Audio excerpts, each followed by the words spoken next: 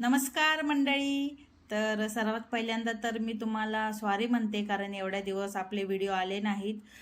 बाप्पा होते त्याच्यामुळे थोडे मी बिझी होते आणि तुम्ही बघू शकता इथे सकाळ सकाळ एकदम कडक ऊन पडलेलं आहे आणि आता दसरा पण येणार आहे, तर त्याच्यासाठी खूप छान हे वातावरण आहे. सगळे कपडे भांडी सगळं क्लीन, आता क्लिनिंग चालू असेल सगळ्यांची. तर इथे तुम्ही बघू शकता खूप मस्त वातावरण आहे आणि इथे छोटंसं कुंडीमध्ये माझं झाड लावलेलं आहे. मला चिनी गुलाब हे झाड खूप आवडतं. आणि तुम्ही बघू शकता इथे नाश्त्याला मी पनीर पराठा बनवलेला आहे. इथे खिसलेलं पनीर आहे, त्याच्यामध्ये एकदम बारीक चॉप अनियन टाकलेलं आहे आणि मी लास्टला हे अमूलचं बटर वापरते, गार्लिक बटर. त्याच्यामुळे टेस्ट खूप छान लागते पराठ्याची. तुम्ही कधी एकदा ट्राय करून बघा ही ट्रिक. आणि चला तर मग सगळं आवरून झाल्यानंतर मी इथे आता मुलाला माझ्या शाळेत सोडण्यासाठी चालले आहे.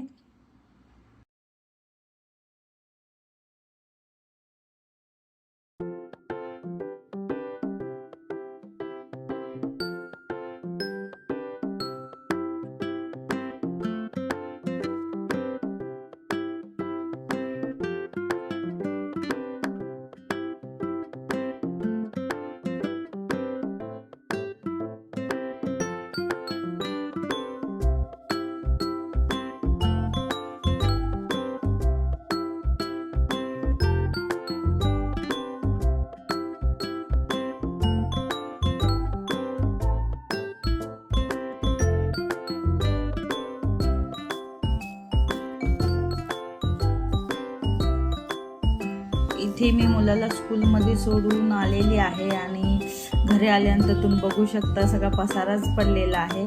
तर हा पसारा सगळा मी आता क्लीन करून घेणार आहे आणि भेटूया नंतर सगळं क्लीन झाल्यानंतर.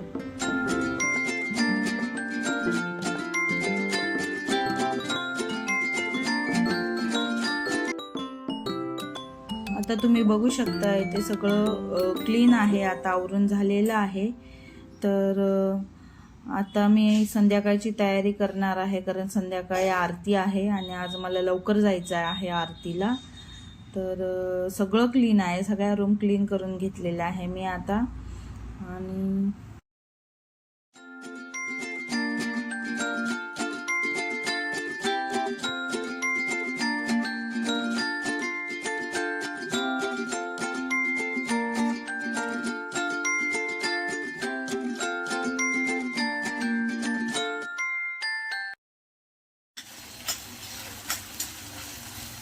इथे मी आता शेवग्याच्या शेंगांची भाजी, म्हणजे पातळ रस्सा अशी आमटी करणार आहे.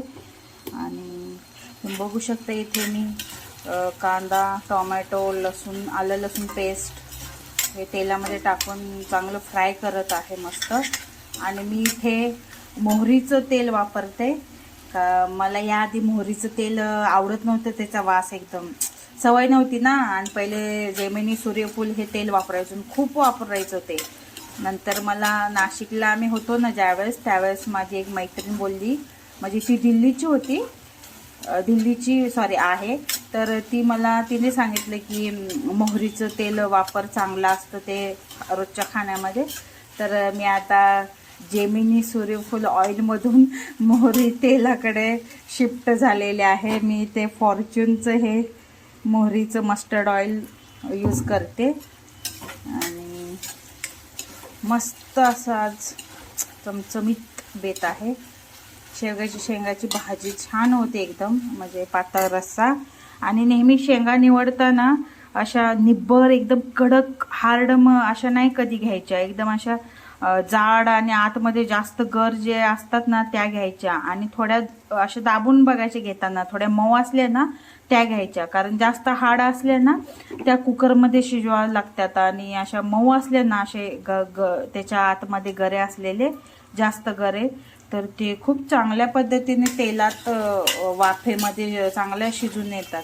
आणि त्याची चव सुद्धा छान लागते, कारण जेवढी चव अशी नॉर्मल कढाईमध्ये करण्यात भाजी ही चव येते, तेवढी कुकरमध्ये नाही येत. तर मी कधी कधी कुकरमध्ये बनवते, पण जर माझ्याकडे जास्त वेळ असेल तर मी असं पण बनवते. पण आज जास्त वेळ नाही आहे, कारण हे सगळं आवरून मला खाली आरतीसाठी जायचं आहे. आता आरती सुरू होईलच आणि मला आमच्या इथे देवपूजा पण करायची आहे. तर हे सगळं आवरून पटापट जाते. आणि इथे अजून दही पण लावायचं आहे, थोडं नॉर्मल कोमट दूध झालेलं आहे. आता मी इथे दही पण लावते. तर यामध्ये मी थोडीशी हळद टाकलेली आहे आणि थोडं मीठ. तर मी आता हे तेलामध्ये छान असं झाकून वाफू देणार आहे आणि नंतर एक 5 मिनिटांनी नंतर त्याच्यामध्ये आमचा घाटी मसाला घालणार आहे. मस्त लालसर तिखट, जास्त तिखट नाही आहे कारण आमच्या साहेबांना जास्त तिखट आवडत नाही. आणि नंतर मसाला शेंगदाणा कूट वगैरे घालून मस्त भाजी होते ही. तर आता मी इथे तुम्ही बघू शकता, आता मी इथे दही लावत आहे. नॉर्मल दूध आता टेम्परेचरवर आलेलं आहे. तर मी आता ते त्याच्यामध्ये हे वरती आलेली मलाई ना ती सुद्धा यामध्ये मी टाकत आहे, कारण याच्यामुळे दही खूप छान लागते. तर तुम्ही बघू शकता इथे मी मलाई काढलेली आहे. एका हाताने मी शूट करते ना, त्याच्यामुळं ते मला मोबाईल खाली ठेवून नंतर सगळं करावं लागतं. तर एनिवे आता तुम्ही दूध घातल्यानंतर हे पूर्ण हलवून घ्यायचं दूध सगळं. आणि दही एकदम जाडसर घट्ट लागल्यानंतर मी तुम्हाला उद्या सकाळी दाखवते की कसं झालं हे. मलाई अशीच वरती आहे. आम्हाला दूध चांगले भेटतं इथे सोलापूरमध्ये. छान दही लागलेलं आहे.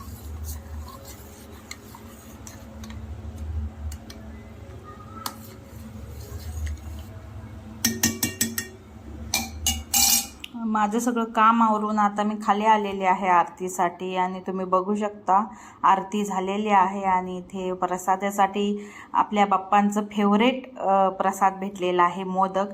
तर आजचा व्हिडिओ तुम्हाला कसा वाटला ते कमेंट करून मला नक्की सांगा आणि चॅनलला सबस्क्राईब करायला विसरू नका. आणि पुढे तुम्हाला एक गणपती आपले मंत्र ऐकायला भेटेल. बाय. महाविघ्नात प्रमुच्यते, महादोषात प्रमुच्यते, महापापात प्रमुच्यते, सर्व विद्भवति य एवं वेद इति उपनिषत्. ओम सहनावतु सहनौ भुनक्तु सह वीर्यं कर्वावहै तेजस्विनावधीतमस्तु मा विद्विषावहै. ओम भद्रं कर्णेर्वि शृणुयाम देवाः भद्रं पक्षैमाक्षभिर्यजत्राः श्रेरंगैः सुदुष्टवासस्तुभिः वैषम्यदेव हितं यदायु. ओम स्वस्ति न इन्द्रो वृद्धश्वाः स्वस्ति न नारायण.